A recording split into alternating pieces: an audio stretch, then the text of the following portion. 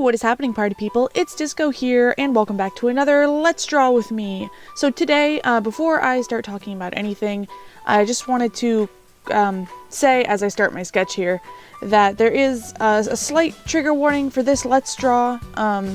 It is a part of a Goretober prompt challenge that I'm doing. You know, it's like Inktober, but it's meant to be very gory. This isn't the most gory thing, but I am putting a trigger warning for blood and self-harm on this one. It's not anything obscenely graphic. The prompt is neon blood, so there is a lot of blood, but it is not blood colored, and it's not particularly gory or realistic. It's very cartoony, but I know that's something that a lot of people are sensitive to, so wanted to make sure to put that out there before anything happens on the screen. Besides that, though, as I said, this is part of my Goretober art challenge. Like every October, you know, a lot of people do Inktobers and Drawtobers.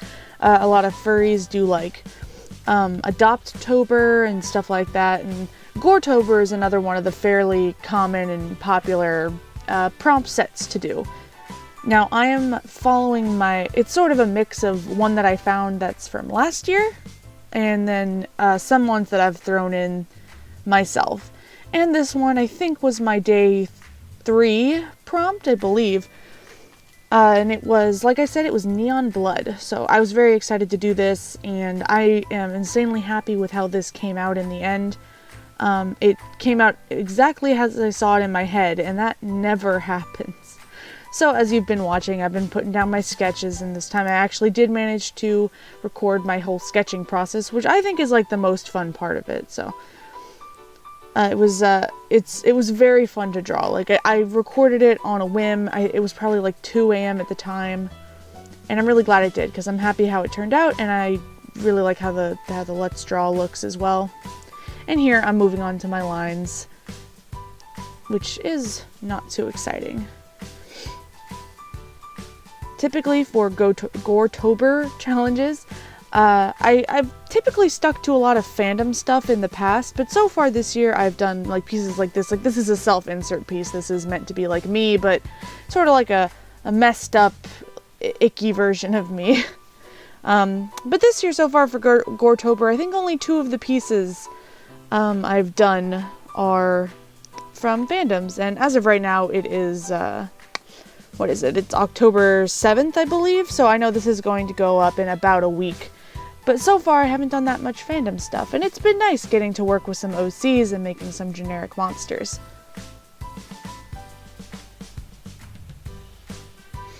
I also wanted to talk about, while we're watching the lines end and the coloring begin here in a minute, is I kind of wanted to talk about how kind of therapeutic it is to draw gory art. I'm sure a lot of people can relate to this. Gore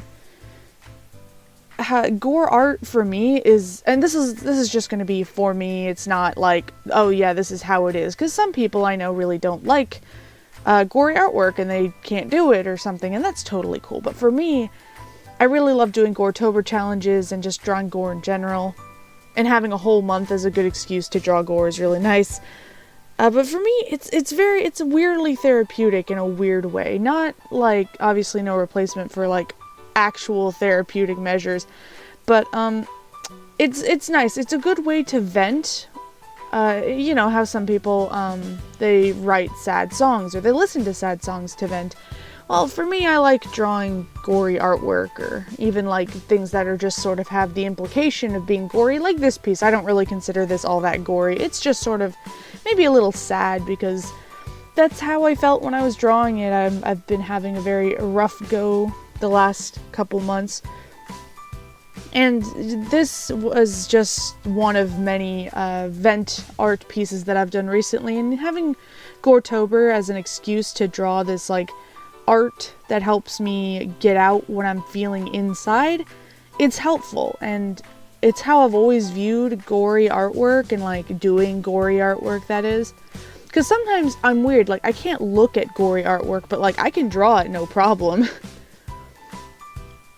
But yeah, that's just my 2 cents. I just think like I think it's really weirdly therapeutic to get bottled up emotion or anger or sadness or anything out just in doing art. This applies to all sorts of art too, not even just gory artwork, but this is just happens to be what I'm drawing at the time. Because similarly, sometimes when I'm like in a very cute, nice, happy mood, I draw something cute, nice, and happy, and it makes me feel good. It's the same sort of thing, and like it's cool. I forget sometimes that art is meant to be a conduit for emotionally, creatively expressing yourself, and I forget that sometimes. So when I kind of end up going back to stuff like that and realizing like, oh shit, I'm drawing this because this is how I feel today.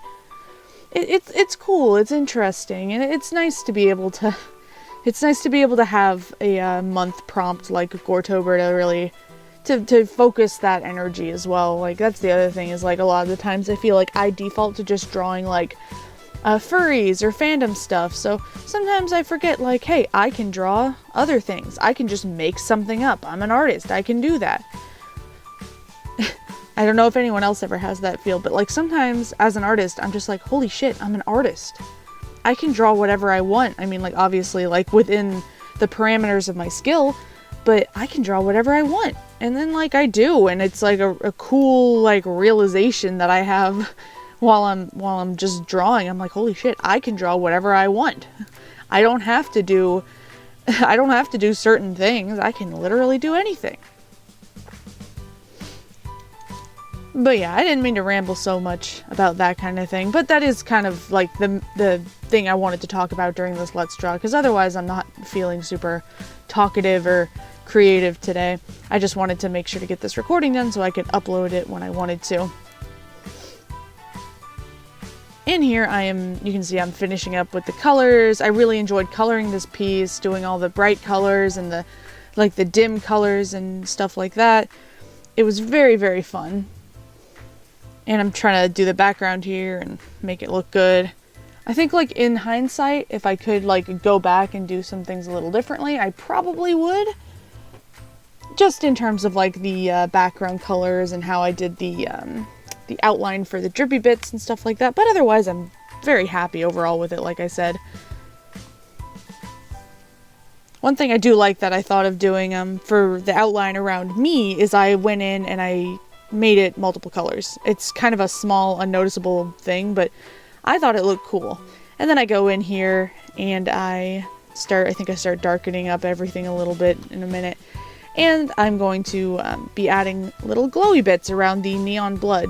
I thought it looked cool. I think it also would have been just fine if I hadn't done that, but I think overall, like I said at the beginning, I'm really happy with this piece.